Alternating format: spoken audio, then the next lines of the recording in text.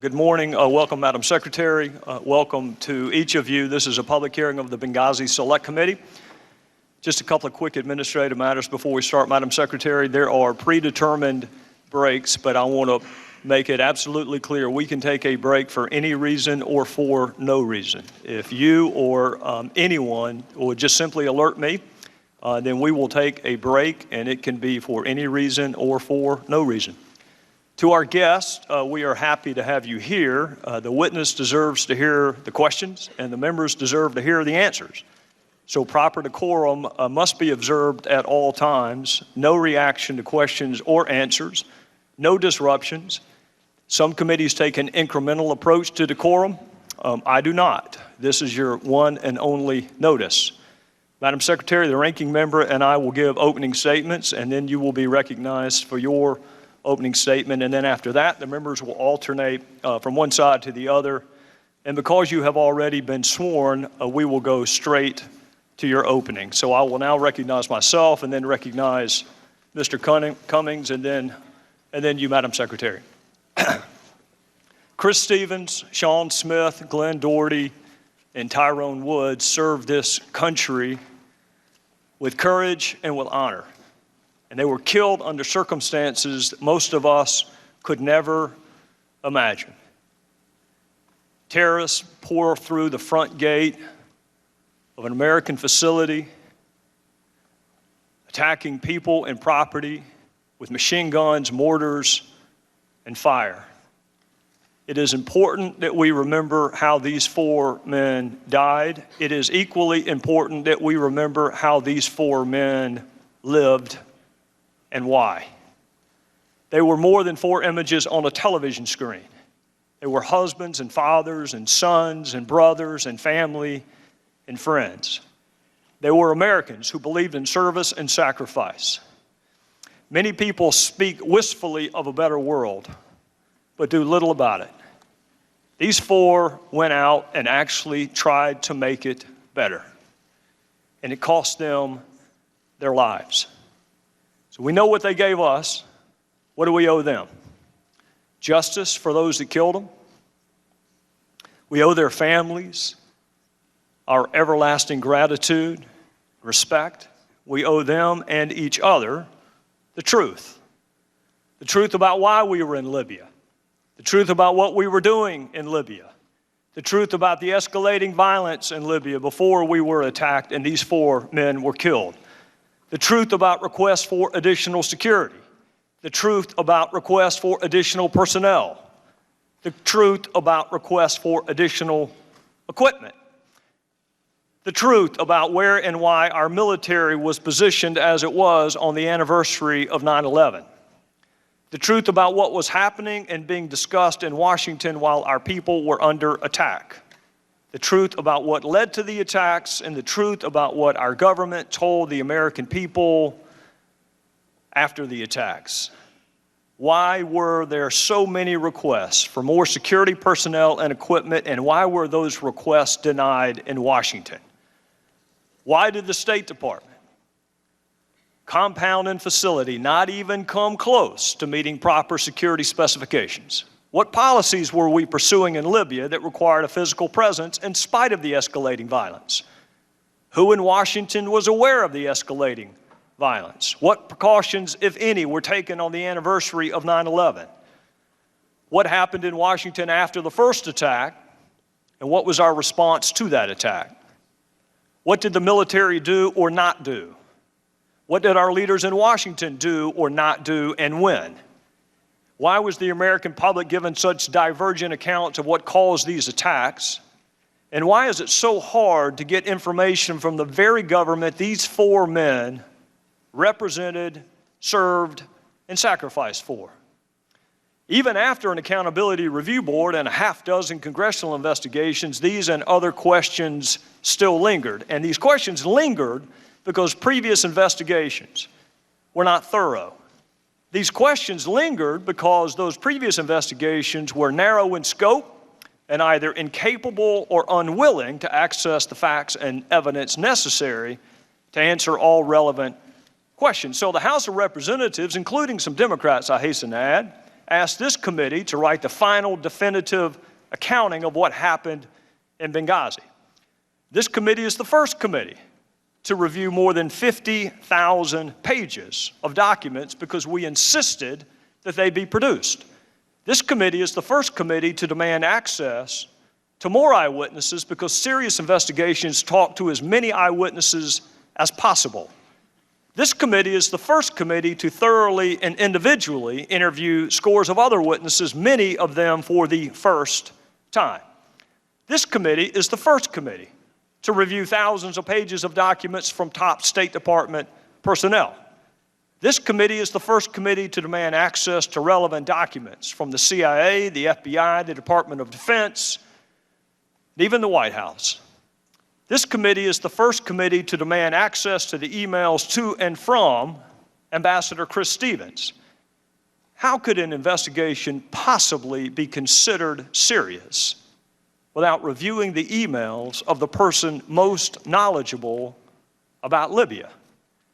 This committee is the first committee, the only committee, to uncover the fact that Secretary Clinton exclusively used personal email on her own personal server for official business and kept the public record, including emails about Benghazi and Libya, in her own custody and control for almost 2 years after she left office. You will hear a lot today about the Accountability Review Board. Secretary Clinton has mentioned it more than 70 times in her previous testimony before Congress. But when you hear about the ARB, you should also know the State Department leadership handpicked the members of the ARB. The ARB never interviewed Secretary Clinton. The ARB never reviewed her emails. And Secretary Clinton's top advisor was allowed to review and suggest changes to the ARB before the public ever saw it. There's no transcript of the ARB interviews, so it's impossible to know whether all relevant questions were asked and answered. And because there's no transcript, it is also impossible to cite the ARB interviews with any particularity at all. That is not independent. That is not accountability. That is not a serious investigation. You will hear there were previous congressional investigations into Benghazi, and that is true. And it should make you wonder why those investigations failed to interview so many witnesses and access so many documents. If those previous congressional investigations were really serious and thorough, how did they miss Ambassador Stevens' emails? If those previous investigations were serious and thorough, how did they miss Secretary Clinton's emails? If those congressional investigations really were serious and thorough, why did they fail to interview dozens of key State Department witnesses, including agents on the ground who experienced the attacks firsthand? Just last month, 3 years after Benghazi, top aides finally returned documents to the State Department. A month ago, this committee received 1,500 new pages of Secretary Clinton's emails related to Libya and Benghazi, 3 years after the attacks. And a little over 2 weeks ago, this committee received nearly 1,400 pages of Ambassador Stevens' emails, 3 years after the attacks. It is impossible to conduct a serious fact-centric investigation without access to the documents from the former Secretary of State, the ambassador who knew more about Libya than anyone else, and testimony from witnesses who survived the attacks. Madam Secretary, I understand there are people, frankly, in both parties who have suggested that this investigation is about you. Let me assure you it is not, and let me assure you why it is not. This investigation is about 4 people who were killed representing our country on foreign soil. It is about what happened before, during, and after the attacks that killed them. It is about what this country owes to those who risk their lives to serve it. And it is about the fundamental obligation of government to tell the truth, always, to the people that it purports to represent. Madam Secretary, not a single member of this committee signed up to investigate you or your email. We signed up to investigate and therefore honor the lives of 4 people that we sent into a dangerous country to represent us. and to do everything we can to prevent it from happening to others. Our committee has interviewed 100 witnesses. Not a single one of them has been named Clinton until today. You were the Secretary of State for this country at all relevant times. So of course the committee is going to want to talk to you. You are an important witness. You are one important witness among 100 important witnesses. And I do understand you wanted to come sooner than today, so let me be clear why that did not happen. You had an unusual email arrangement, which meant the State Department could not produce your emails to us. You made exclusive use of personal email and a personal server. And when you left the State Department, you kept the public record to yourself for almost 2 years. And it was you and your attorneys who decided what to return and what to delete. Those decisions were your decisions, not our decisions. It was only in March of this year we learned of this email arrangement. And since we learned of this email arrangement, we have interviewed dozens of witnesses, only one of whom was solely related to your email arrangement. And that was the shortest interview of all, because that witness invoked his Fifth Amendment privilege against incrimination. Making sure the public record is complete is what serious investigations do, so it was important and remains important that this committee have access to all of Ambassador Stevens' emails, the emails of other senior leaders and witnesses, and it is important to gain access to all of your emails, Madam Secretary.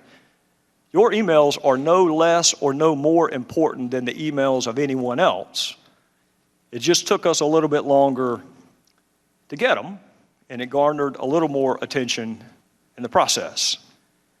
I want you to take note during this hearing how many times congressional Democrats call on this administration to make long-awaited documents available to us. They won't.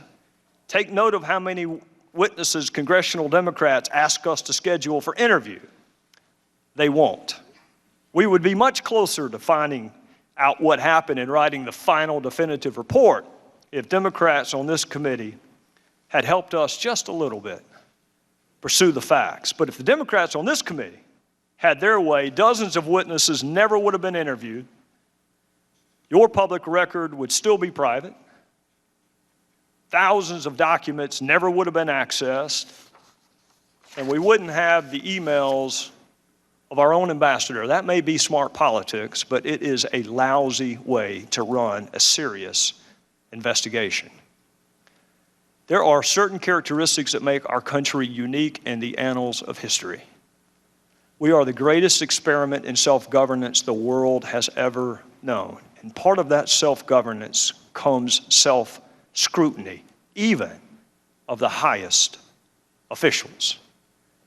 Our country is strong enough to handle the truth, and our fellow citizens expect us to pursue the truth wherever the facts take us. So this committee is going to do what we pledged to do and what should have been done, frankly, a long time ago, which is interview all relevant witnesses, examine all relevant evidence, and access all relevant documents. And we're going to pursue the truth in a manner worthy of the memory of the 4 people who lost their lives and worthy of the respect of our fellow citizens. And we are going to write that final definitive accounting of what happened in Benghazi. And we would like to do it with your help and the help of our Democrat colleagues, but make no mistake, we are going to do it nonetheless. Because understanding what happened in Benghazi goes to the heart of who we are as a country and the promises we make to those that we send into harm's way. They deserve the truth. They deserve the whole truth. They deserve nothing but the truth. The people we work for deserve the truth. The friends and family of the 4 who lost their lives deserve the truth. We're going to find the truth because there is no statute of limitations on the truth.